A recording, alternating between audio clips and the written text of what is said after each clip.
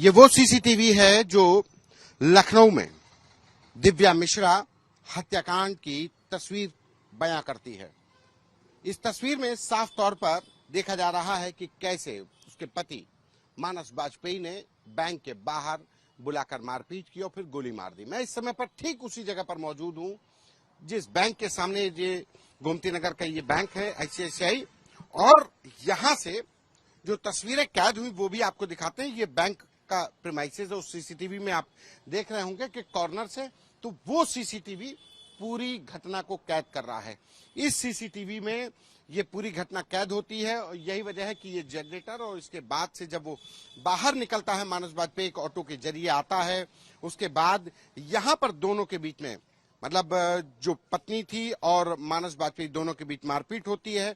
यहाँ कॉर्नर में इस पिलर की वजह से पूरी तस्वीरें साफ ने, यहाँ से झगड़ा शुरू होता है। झगड़ा शुरू होने के बाद यहाँ गोली मार दी जाती है।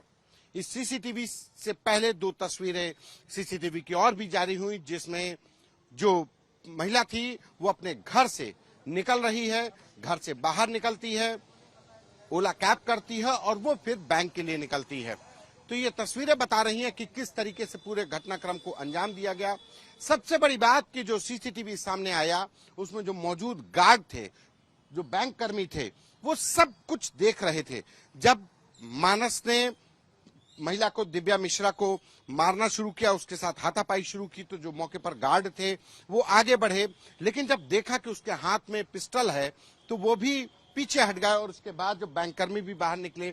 लेकिन उस समय पर सभी लोग सिर्फ देखते रहे, चश्मदीद के तौर पर देखते रहे। लेकिन उसके जो मानस बाजपेयी था उसके सिर पर खून सवार था, उसके हाथ में पिस्टल देखकर कोई हिम्मत नहीं जुटा पाया कि उसको रोक सके और वो हत्या करने के बाद फरार हो गया। सर, आप ही थे कल वहां पर? नहीं, मैं नहीं था, कोई और था। जी हाँ। तो क्या जानकारी कि वो मैं रोकने के लिए नहीं बोला गया? आप ही के साथी रहे होंगे ना? सर वही बता सकता है मुझ वजह पे। मैं नहीं, कहाँ गए, कौन थे? सर मैं ड्यूटी पे नहीं था। अच्छा, आप ड्यूटी पर नहीं थे। आज ड्यूटी बदल गई है। इनके अलावा दूसरे सिक्योरिटी गार्ड थे, इसके अलावा जो बैंक कर्मी थे वो लोग बाहर निकले। लेकिन जब बाहर देखते हैं कि मानस बाजपेयी पत्नी को मारने के बाद गोली मार रहा है तो सभी लोग ठिठक जाते हैं। और उसके बाद जब पुलिस को सूचना दी जाती है तो पता चलता है कि मानस बाजपेयी ने अपनी पत्नी दिव्या मिश्रा की हत्या करने के बाद महज 2.5 किलोमीटर की दूरी पर हुसैरिया चौराहे जाकर अपने घर में पहले अपनी बहन की हत्या की और फिर खुद को भी गोली मार ली। लखनऊ में हुए उस तेहरे कांड की है जिसमें 2 लोगों की हत्या के बाद हत्यारोपी ने खुद को भी गोली से उड़ा लिया। ये तस्वीरें बैंक कर्मी दिव्या मिश्रा हत्याकांड की हैं। ये उस बैंक के ठीक सामने की तस्वीर आप देखिए कि इस कॉर्नर पे गेट के पास वो कैसे जो आरोपी था इस पूरे मामले में, जो दिव्या मिश्रा का पति था मानस बाजपेयी, वो ऑटो से उतरते ही दिव्या मिश्रा के साथ मारपीट करता है। और मैं इस समय पर ठीक उसी जगह पर मौजूद हूं। ये बैंक है गोमती नगर के, और जो तस्वीरें कैद हुई वो इस सीसीटीवी कैमरे की कैद हुई।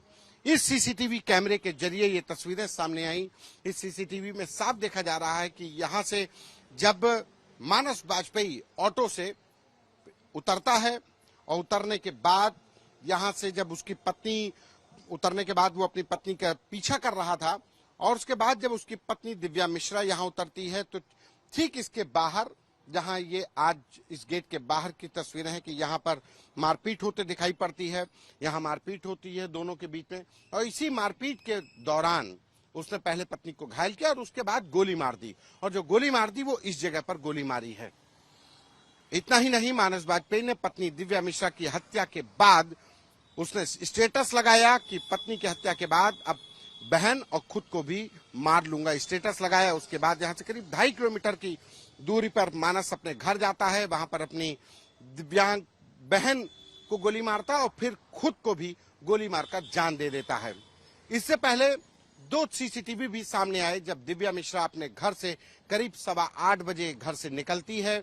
घर से बाहर निकलकर वो ओला कैब बुक करती है और उसमें बैठकर सीधे बैंक आती है।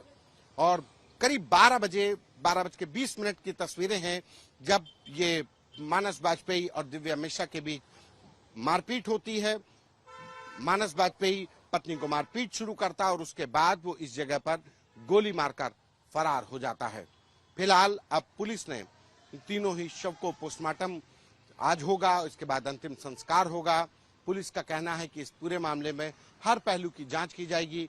दोनों पक्षों की तरफ से जो तहरीर होगी उसके हिसाब से मुकदमा दर्ज कर विवेचना भी होगी। कैमरा पर्सन संजय के साथ संतोष कुमार, आज तक।